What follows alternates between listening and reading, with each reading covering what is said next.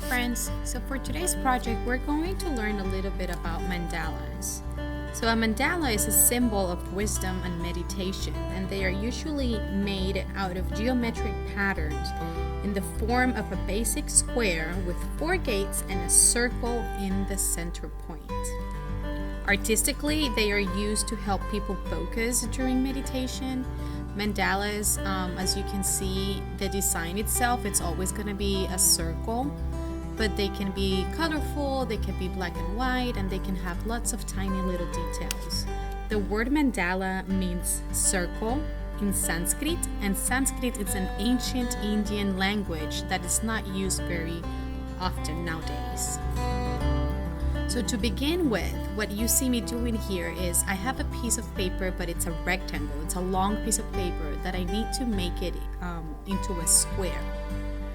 Now, I know that some of you know how to do this because you've done it whenever you want to do an origami sculpture in my classroom. You guys get the paper and fold it this way to make it a square. So what I'm doing now is I'm just getting rid of that extra piece of paper that I don't need. You guys can cut this off or you can tear it. I'm gonna tear it, so I'm making sure I'm creasing it well. And I'm gonna use the edge of my table to help me tear that paper. Now I have my square. And I'm gonna fold it again the opposite side so that I can see where my center point is. So there's my center point, and that's where I'm going to start drawing my design. I'm gonna start with a small circle, and then I'm gonna add patterns and lines and details around that small circle. I'm using a Sharpie, but you guys at home can use Sharpies, markers, whatever material you have that you can use.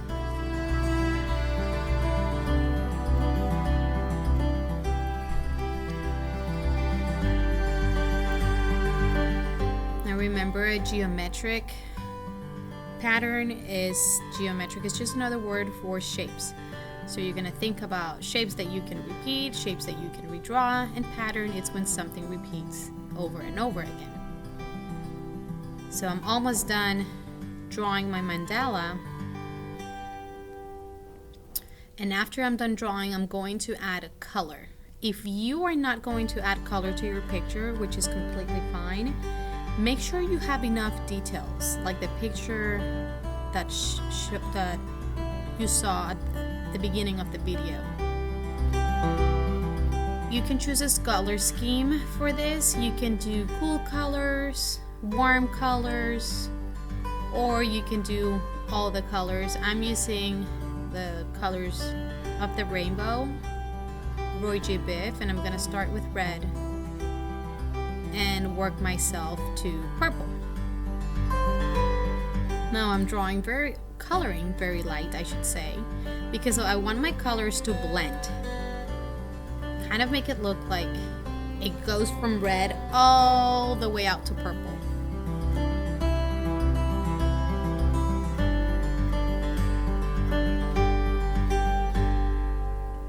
Add in some more. If you guys are at home, you can do this. You don't have to use crayons, you can use markers. Or if you have watercolors, you can also use watercolor. So I'm going to show you the watercolor resist technique that you guys can also do on your mandalas.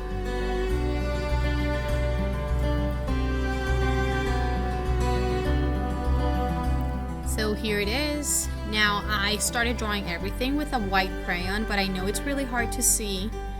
So I finished my design with a pencil. The only bad thing about the pencil is after you trace everything with a crayon, you can still see your pencil lines. So that's up to you whether you're fine with the pencil line showing. When you're done drawing everything with a white crayon, go ahead and watercolor over your design, and the white lines from the crayons will show up. I know my paint looks dull and it looks very dark, but just remember the paper is white and it's wet and I have a black background. So once everything's dry, the color should pop up a little bit more. So now we're back to the first example that I was working on at the beginning. I'm finishing coloring. putting the crayons away, and there you have it. So now it's time for you guys to create. Just make sure you take a picture of your artwork and upload it to Padlet. See you soon!